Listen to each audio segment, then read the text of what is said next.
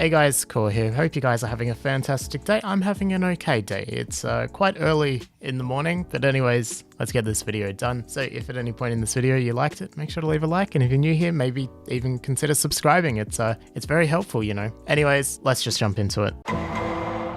Am I the silly bugger for choosing my boyfriend over my mum? I, 21 female, have been with my boyfriend, 22 male, for the last 5 years. He is the love of my life. The problem is that he's an atheist, and my mum, 40, is a Muslim. I grew up Muslim and lost my faith when I was 15. My mum has always told me I can marry whoever I want, as long as they're Muslim, which doesn't mean whoever I want. Recently, my mum has been on my case about leaving my boyfriend and her finding someone suitable, aka Muslim, for me to marry. I told her no, I have a boyfriend and I'm perfectly happy with him. When she realized I wasn't going to back down on this, she became more persistent and even asked me, if you had to choose between me and your boyfriend, who would you pick? I told her I wouldn't choose, I would have them both in my life, but if either of them wanted to leave, then that's on them. I guess she got upset that I didn't choose her in a hypothetical ultimatum, and is now saying I have like 2 months to make an actual decision, and how her religion forbids me from being with my boyfriend. So if I choose to still go ahead and go against the religion, then she'll have no choice but to essentially disown me. Would I be the silly bugger if I choose my boyfriend and have my mum cut me off? This situation exactly is kind of why I'm not the biggest fan of religion, is stuff like this. Like, I understand that in Islam, it's the father's duty to teach the children about Islam and stuff like that. I get that. I understand that. I don't want to offend any Islamic people. Stuff like this, where you force a woman who has absolutely no say in this stuff apparently, into marrying another Muslim man just because of that, seems completely unfair, especially since this woman has lost her faith and her mother knows that. And I don't know, I really dislike this. I'm not a big fan of this at all. Am I the silly bugger for refusing to open my door to my ex who wanted to dump her kid on me to babysit in an emergency? I'm probably going to be the silly bugger, but let's see, I guess. My parents and my ex's parents are old friends and co-own a business together, and have for over 15 years. You can imagine that they're more like family at this stage, which is why getting involved with the ex was a monumental screw-up, but let's leave that story for another day. Ex's girlfriend's parents' house caught on fire and both were taken to the hospital. Obviously, that's tragic and pretty scary, but ex-girlfriend drove over to my place without letting me know with her kid. The parents were okay, by the way, just treated for smoke inhalation. She ended up leaving me voicemail after voicemail. I wouldn't answer the calls, saying that I needed to care for her kid for a couple of days while she was with her parents. Her and I are on non-speaking terms, and there is no freaking way in hell I wanted to look after her demon spawn, especially considering her baby daddy lives like 5 minutes from her place, and so does his parents, all of whom dote on the boy. All of these people are new money rich and don't have jobs, so they can easily make time and care for their own child. She ended up dragging her kid back to the car, and later that night my parents called me in an accusatory tone, demanded to know if I was home and when she had come. I said yeah, but there was no way I was going to answer. Both parents said I was selfish and messed up for not helping in an emergency, and that they didn't know I was so callous. Look, I don't think you're in any way obligated to look after this child if the father is, well, straight up closer and it makes more sense in that scenario to go to the actual father.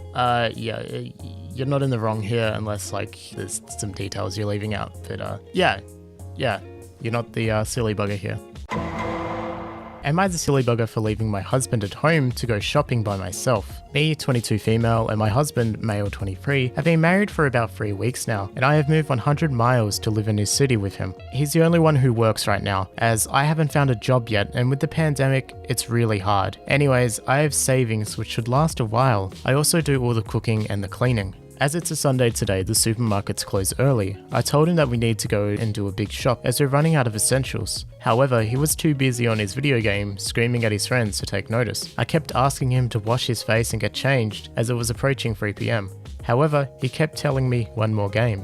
Eventually, I got tired and left without him. When he heard the door close, he ran outside and told me to wait for him, which I said no and left anyways. Now he's texting me saying I'm horrible for leaving him behind. Am I the silly bugger for not waiting for him? No, but maybe give him the final warning, because I think when you're playing video games, you really do just get caught up in the moment, especially he was probably playing like a battle royale game. And yeah, one more match is usually a very quoted thing towards the end of a night. And yeah, so maybe give him the final, all right, this is the final chance. If you don't get up now, I'm leaving. before just straight up leaving. But yeah, you're not in the wrong here. I would have handled it differently personally, but yeah, you're not in the wrong. Am I the silly bugger for snapping at my sister-in-law? Me, 29 female, and my husband, 29 male, has a daughter, 3 female, and my sister-in-law, husband, sister, 23 female, has a 2-year-old child. Her baby daddy is not in the picture.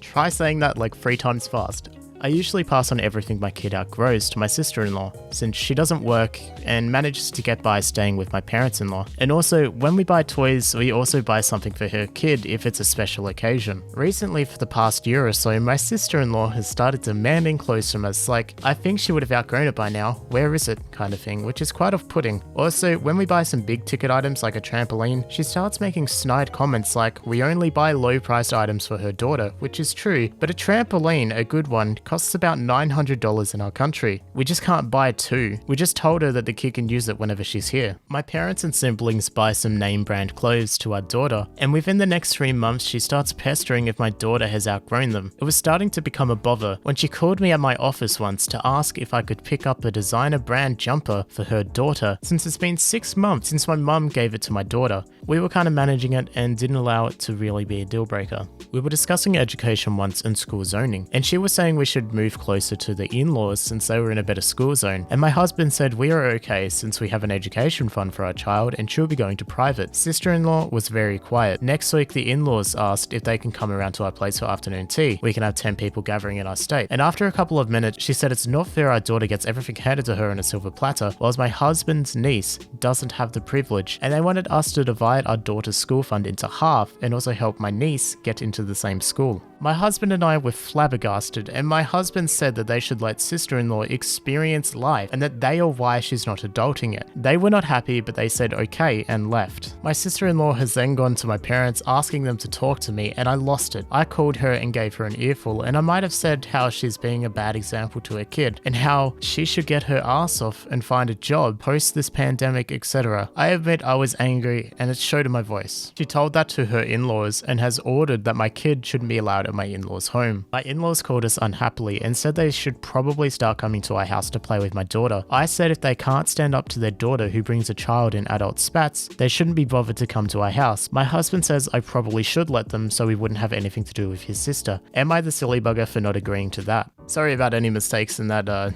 reading. I don't think OP is natively English, but yeah, I don't think you're the silly bugger at all. Your sister-in-law is seemingly a little bit childish. Hopefully she grows up. I don't have much to say apart from that, so yeah. Alright, so that's the end of the video. I hope you guys have enjoyed this video. It's been a lot of fun to make. Thank you guys for the support. Sorry there wasn't an upload yesterday, but there was a stream, so if you missed that, it was just a Q&A stream, and it was quite fun, so thank you to everyone that came out for that. I really enjoyed it. Anyways, thank you guys so much for watching. I hope you guys have a fantastic day, and I'll see you guys when I see you guys. Bye.